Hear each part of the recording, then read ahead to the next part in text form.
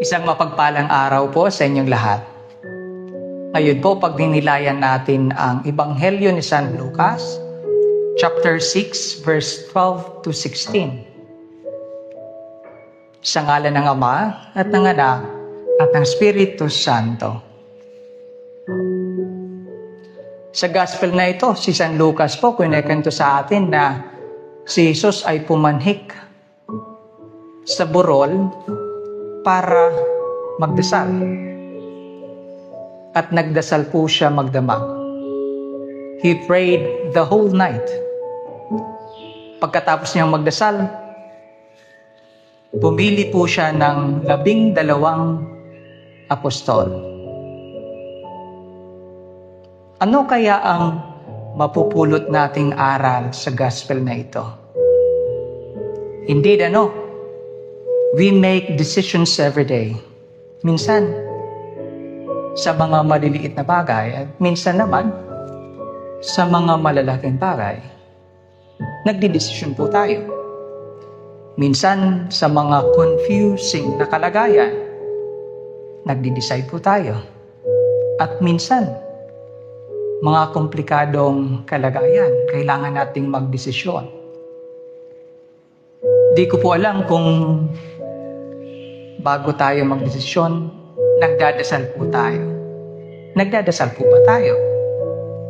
Well, if not, ngayong araw, pinapaalalahanan tayo ni Jesus na magdasal bago magdesisyon.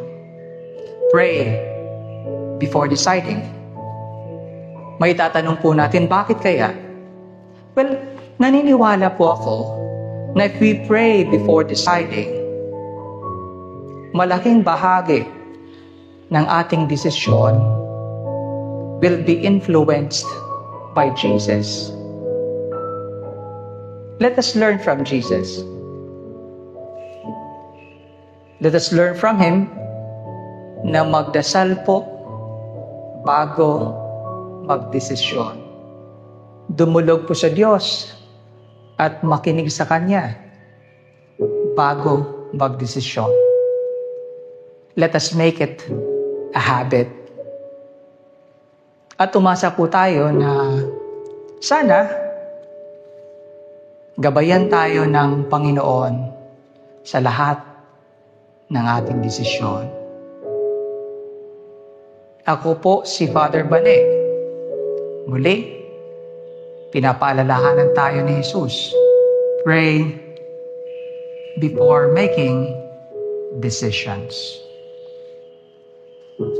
Sa ngalan ng Ama at Anak at Espiritu Santo.